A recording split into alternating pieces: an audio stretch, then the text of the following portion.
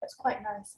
Can you describe to the class how would Puva be seeing you? How do you look like? We had the same question. And I think Crystal answered that we do not have a form. But how Puva sees me is she sees me as someone wearing a headgear, like a hat. But as far as we are all concerned, we are entities without a body. Even when you were in Egypt? Oh, in Egypt, of course, we were dressed. We had most marvelous clothes to wear, of course, we had. We had jewels, we had... Puva would see me as just an everyday Egyptian. Like I said, we were all equal. So yeah, it's not as, she does not see me as a separate, like, no. In the pyramids, I think they drew you like a bird with a headdress, with a bird. Yep, that's what she's saying, yes. Just the prominent features. Well, why did you choose to look like that? Because to take on forms, not only as human, but as an animal, shows that we are multidimensional. That our spirit evolves not only in one way, but we have animal forms. We have characteristics that are similar to animals, because remember, animals are part of our culture too. We had ox, we had eagles, we had hawks, we had beautiful animals that roamed around our lands. So even now, all of you have dimensions of animals, and if you could tap into your animal energy, you could then see how you could integrate both to get, well, in your sense, optimal performance. So I achieved optimal performance because that was my animal.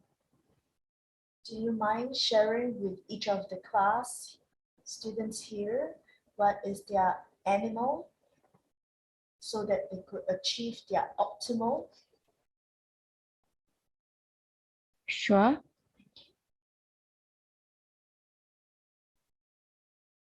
But I have a question. How many of them are well versed in the animals that roamed in Egypt? Not many. Because in Egypt, we were closely aligned to our afterworld as well. So we accepted ancient mythical creatures as part of our culture. Are they willing to accept that? Yes, thumbs up. Andrea, you're a ram. Thank you. Maybelline, you're a parrot.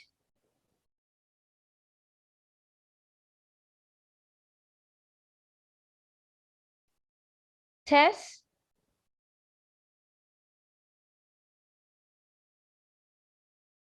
you are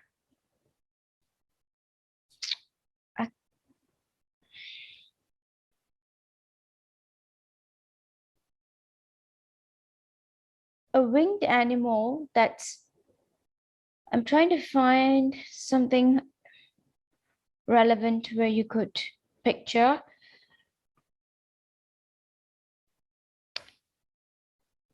A dragonfly, like a winged insect dragonfly.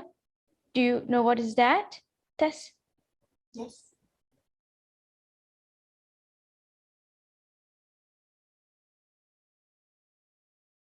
Now, Chongsun, you know you were Thoth.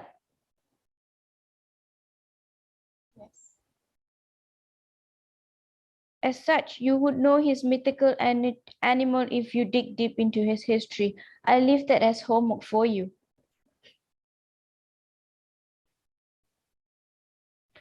Priya, you were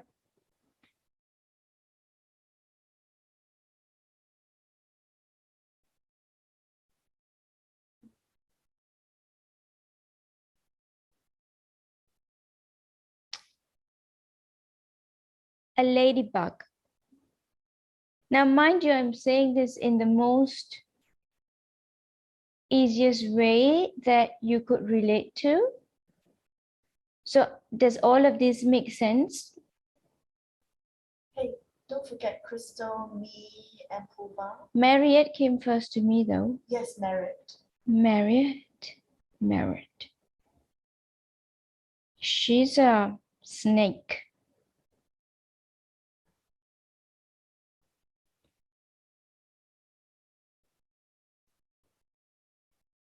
Teresa, you are also a serpent.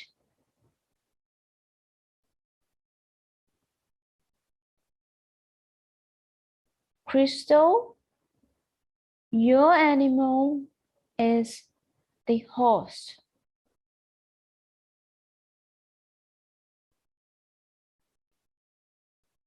Heng,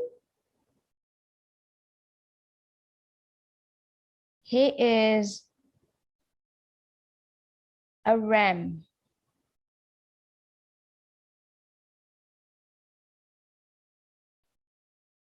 Hoover, her animal is a dragonfly.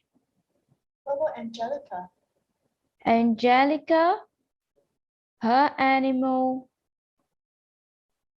is a serpent too. Thank you, Thoth. So how do we use that to bring out our optimal performance?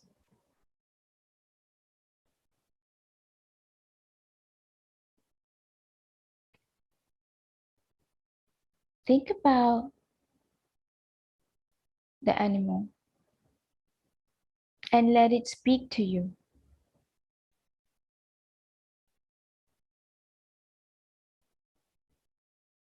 Imagine if you had that little creature in front of you.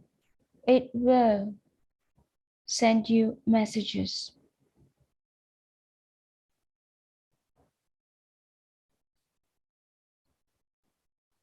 Are they little or big? I've said them in the sciences. I've put them in, imagine them as what they would be if it was a ladybird, how big a ladybird would be.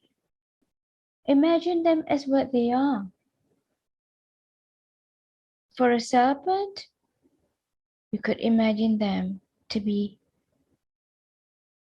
a rattlesnake or a cobra, whatever that comes to you instinctively when you think of that particular animal. Does it make sense? Yep. Thank you, Thoth. That was very insightful.